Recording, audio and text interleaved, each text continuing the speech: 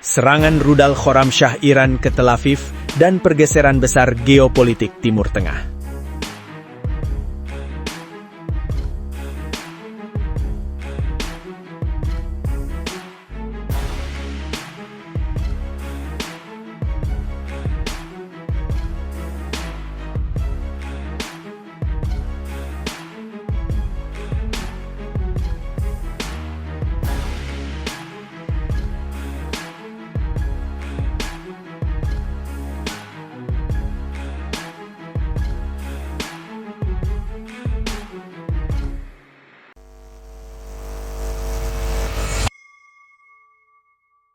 Serangan rudal Iran ke Tel Aviv bukan sekadar episode militer biasa dalam konflik panjang Timur Tengah.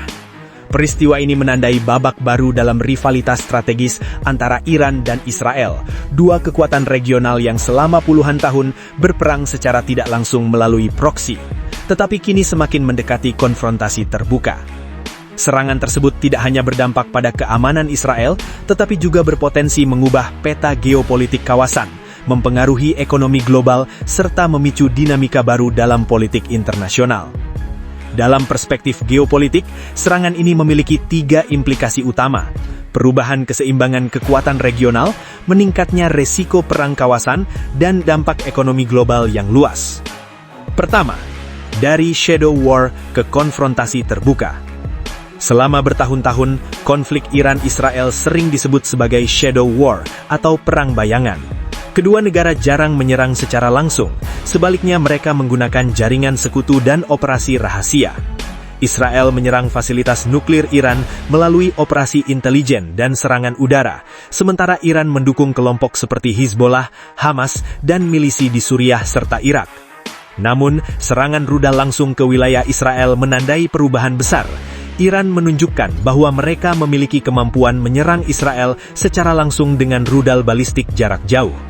Dalam konflik sebelumnya, Iran bahkan meluncurkan lebih dari 150 rudal balistik dan ratusan drone sebagai balasan atas serangan Israel terhadap target di Iran.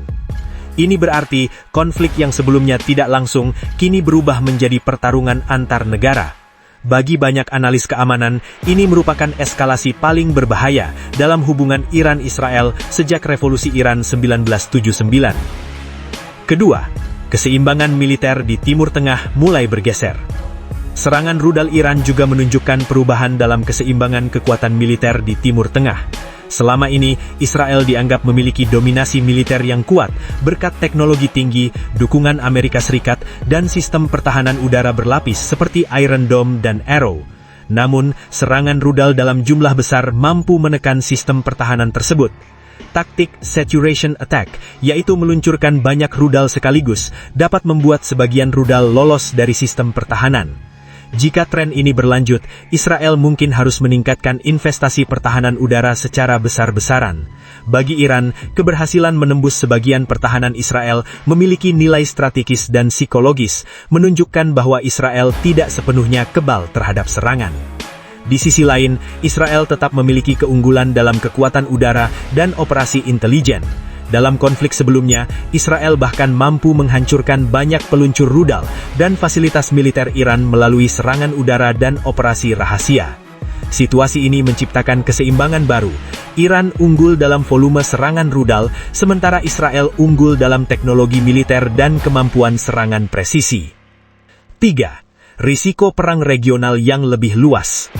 Salah satu dampak paling serius dari serangan ini adalah potensi meluasnya konflik menjadi perang regional. Timur Tengah saat ini memiliki banyak aktor yang terhubung dalam jaringan aliansi dan rivalitas. Jika konflik Iran-Israel terus meningkat, beberapa kemungkinan dapat terjadi. Hizbollah di Lebanon membuka front baru melawan Israel. Kelompok Houthi di Yaman menyerang target Israel atau jalur perdagangan di Laut Merah. Amerika Serikat ikut terlibat langsung untuk mendukung Israel. Negara-negara Teluk seperti Arab Saudi meningkatkan kesiapan militer.